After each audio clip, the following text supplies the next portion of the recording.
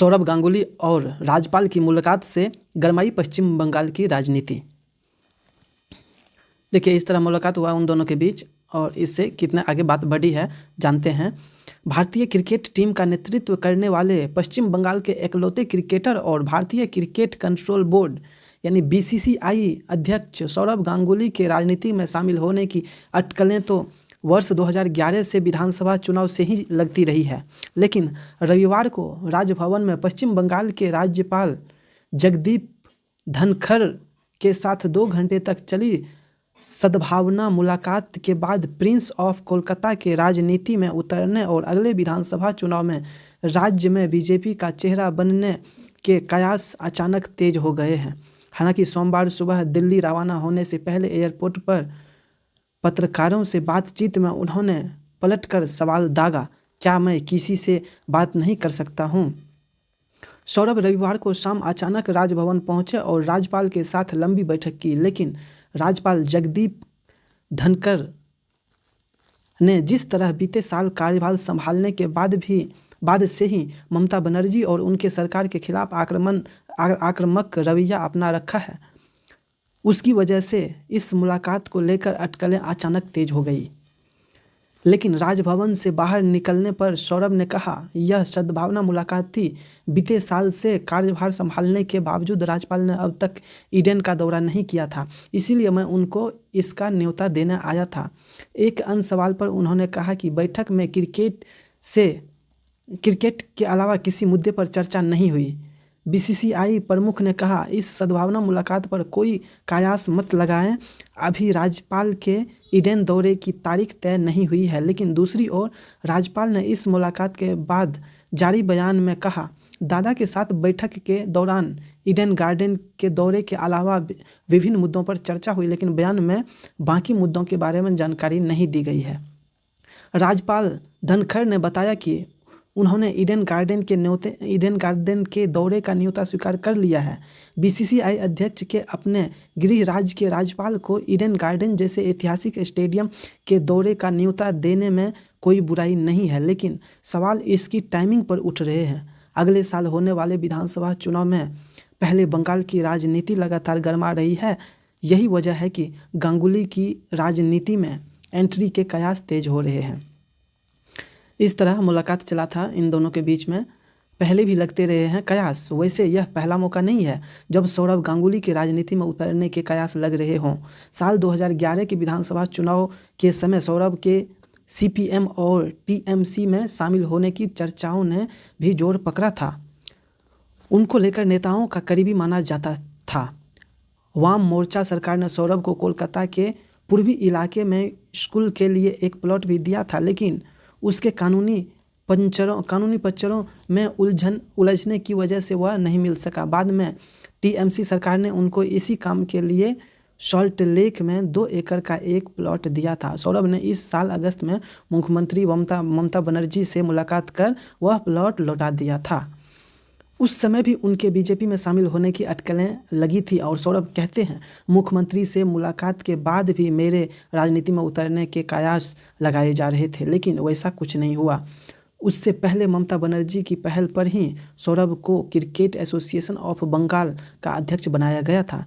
बीते साल अक्टूबर में सौरभ के बीसीसीआई अध्यक्ष बनने में केंद्रीय गृह मंत्री अमित शाह समेत 3 केंद्रीय मंत्रियों के अहम भूमिका निभाने की चर्चा सामने आई थी। हालांकि तब सौरभ ने कहा था कि उनके चयन में राजनीति की कोई भूमिका नहीं रही है, लेकिन उसके बाद से ही कयास लगने लगे थे कि वर्ष 2021 के विधानसभा चुनावों में ही सौरभ बीजेपी का चेहरा बन सकते हैं। हालांकि सौरभ बार बार राजनीति की पिच पर बैटिंग की संभावनाओं को नकारते रहे हैं। इस साल मार्च में राज्य सरकार ने सलाह दिए बिना ईडन गार्डन में होने वाले 1 दिवसीय मैच को रद्द करने पर ममता ने सौरभ और बीसीसीआई की आलोचना की थी। वैसे सौरभ ने अब तक राजनीति में उतरने या किसी खास पार्टी के प्रति लगाव के बारे में कोई संकेत नहीं दिया है, लेकिन उनकी पत्नी डोना गांगुली ने हाल में कहा था, सौरभ क्या करेंगे यह मैं नहीं जानती, लेकिन अगर वे राजनीति की पिच पर भी उतरेंगे तो शीर्ष पर ही रहेंगे। ममता बनर्जी से मुलाकात हुई थी, उस टाइम की फ़ोटो है ये। सौरभ को लेकर बांटी राय।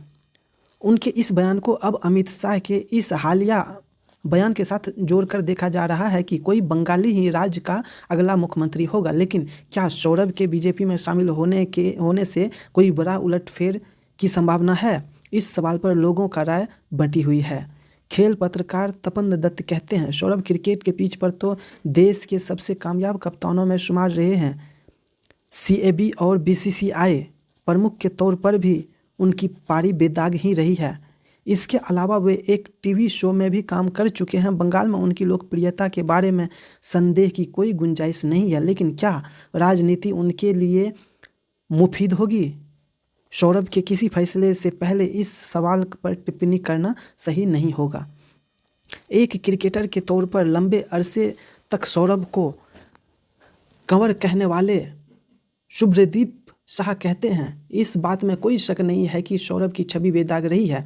उन्हें अब तक किसी भी राजनीतिक दल के साथ करीबी नहीं जाहिर की है।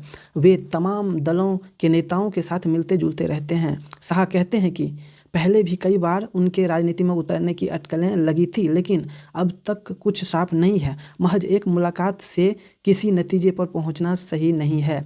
शाह का कहना है कि क्रिकेट के मैदान की तरह राजनीति के मैदान पर भी दादा कोई भी फैसला सोच समझ कर ही लेंगे। हालांकि अगर वे राजनीति में उतरते हैं तो वह कोई अजूबा नहीं होगा, लेकिन यह फैसला खुद दादा को ही करना है। गौतम गंभीर समेत कई क्रिकेटर राजनीति की पिच पर भी कामयाब रहे हैं। ताज़ा घटनाक्रम पर ममता बनर्जी या TMC ने कोई टिप्पणी नहीं की है, लेकिन इससे पहले TMC सांसद और पार्टी के प्रवक्ता शौकत राय कह चुके हैं कि दादा का राजनीति में उतरना अच्छा नहीं होगा। राय का कहना था, अगर वह राजनीति में आते हैं तो मुझे खुशी नहीं होगी। सौरभ गांगुली सभी बंगालियों के लिए एक आइकन है, क्योंकि वो बंगाल से इकलौते क्रिकेटर कप्तान रहे हैं। वह टीवी शो के कारण भी मशहूर हैं, लेकिन कोई राजनीतिक पृष्ठभूमि नहीं होने की वजह से गांगुली यहाँ नहीं टिक पाएंगे। दूसरी ओर प्रदेश बीजेपी अध्यक्ष दिलीप घोष ने इस बारे में एक सवाल पर कहा कि सौरभ क्या करेंगे या क्या नहीं, इसकी जानकारी नहीं है। वे हमारे लिए सामान्य है। बंगाल की राजनीतिक परिस्थिति दयनीय है। बीजेपी बेहतर लोगों को पार्टी में शामिल होने का न्योता दे रही है। घोष का कहना था, सौरभ जैसे कामयाब लोगों को राजनीति में उतरना ही चाहिए, लेकिन राज्यपाल के साथ उनकी मुलाकात पर कयास लगाना सही नहीं है।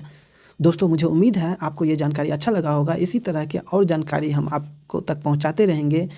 फिलहाल अभी के लिए इस वीडियो को लाइक कीजिए और शेयर कीजिए अपने व्हाट्सएप फेसबुक ग्रुप में, और सब्सक्राइब करना मत भूलिए हमारे अपकमिंग वीडियो के लिए। Thanks for watching. जय हिंद।